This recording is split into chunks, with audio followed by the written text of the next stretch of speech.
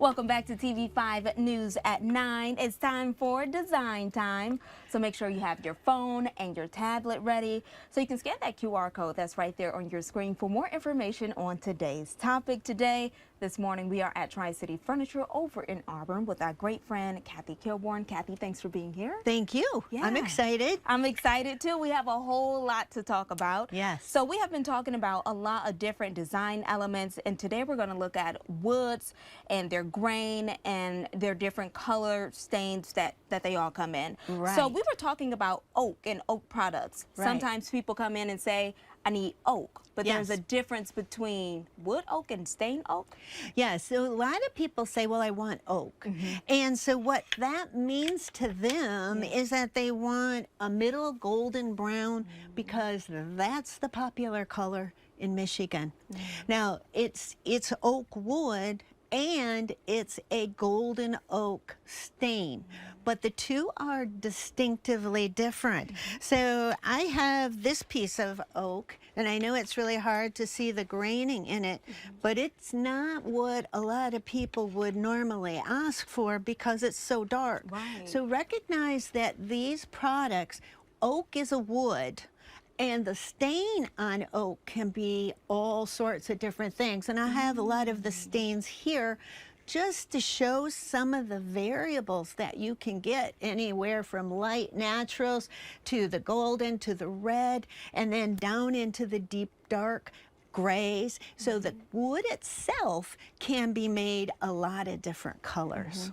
And Kathy, tell me, we just talked about oak, but is that same for cherry, like cherry wood, cherry Well, stain? a lot of times, again, people say, well, I have cherry. And in their mind, that is a traditional cherry that was quite red. And over here, I have the cherry woods. And a lot of times I need cherry. Well, they are thinking and referring to this, but again, cherry can be made in all the different colors. You don't have to have it just in that deeper red color because cherry comes in the naturals and the grays, just like the oaks and the maples. So Kathy, tell us, how do we know which wood we want?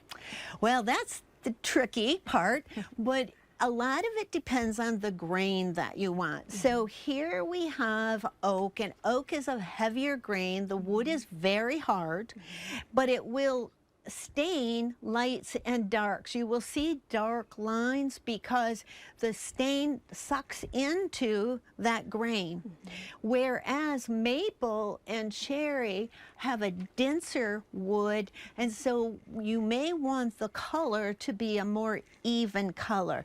So if you think about a floor product and you have wood that's oak, you're going to have a lot of variables in the color, whereas cherry would be, or maple would be, more of a solid tone. And that really helps you determine which wood that you want because they're really all very hard woods. Yeah, so Kathy, tell us, why would a person select oak compared to cherry or maple?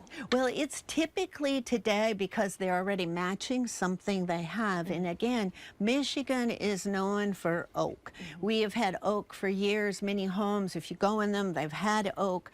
And that's been a popular wood. But the younger generation and throughout the rest of the United States, unless you're in Colorado where they use pine, most of the states are going to use the woods that are much more solid grains. So we're going to see the maples being really the dominant one.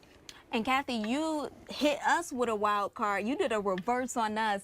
We were talking during the break, and I asked you, so the darker the wood, that means the darker the room looks. But you said that's not true. No, it really isn't. The darker colors vertically will have more strength. A darker floor will not have that impact. So I always get the variables of, it doesn't show the soil. Dark floors don't show the soil, whereas a lighter floor shows everything, and it's much more maintenance. So, but the things in a room that are more important are everything vertical. So the paint, the wall art, sofa. Those things are much more strong in determining the amount of spatial look than the floor ever will. Many people will come in and they've walked all over my store, and I'll ask them, what color carpet did I have?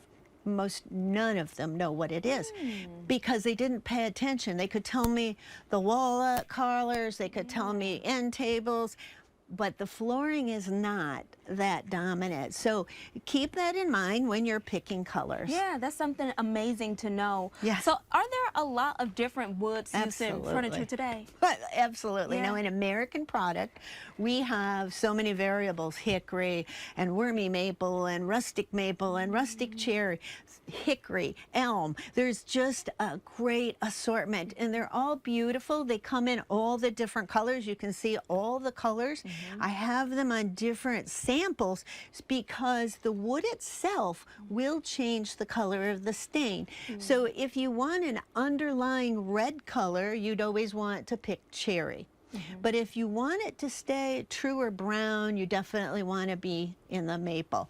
But we also then can take all the woods and we can make them rustic. Nice. So a lot of texture, a lot of this is reclaimed wood. So there's beautiful, beautiful options. But again, these are going to be American. If they're imports, we're not really even sure if they're wood. A lot of it are composites and then finished to look like wood. So then they have more issue with scratching and chipping because they're not really a wood product. And the other thing that I think is interesting is with all the shipping today, imports are costing the same amount as American made. So there's really no good reason not to buy a quality piece. Right. So when we're picking a piece of furniture, the wood as well as the stain needs to be selected. Is that correct? Yes. Okay. You want to do both. I have like this little table here. Right. We made the bottom in maple in the darker finish, and then I used an elm on the top in a lighter brown. A very fun way to maybe bring in two colors. Elm is being used a lot to replace oak. It has a little different grain. It's very beautiful. There's so many ways that you can make a piece of furniture beautiful because you get to choose things you like rather than what you see is what you get. Right. Kathy, is there anything else you want to add? You know, they're not that expensive. Really look at some of these accents and really have that variable eye that maybe oak is an option, but there are a lot of other things today that are beautiful and great choices for your home and gives you a new look, gives you a fresh look. Yeah. Wood tones are back also. I might, just to add, with the new markets and stuff, we're seeing less and less white kitchen cabinets. We're seeing some of the beautiful woods come back. So that's exciting as well. It is, because white cabinets were really a thing for a while. Yeah, and I think they were a lot more to maintain, keep clean, where the wood tones have beautiful finishes and last a really long time. All right, as always, Kathy, we thank you so much. Well, thank you. Yes. All right, so for more on wood surfaces, wood stains, and everything you need to know wood, all you have to do is go to our website, WNEM.com. This is another segment of Design Time. Stick around. We'll be right back.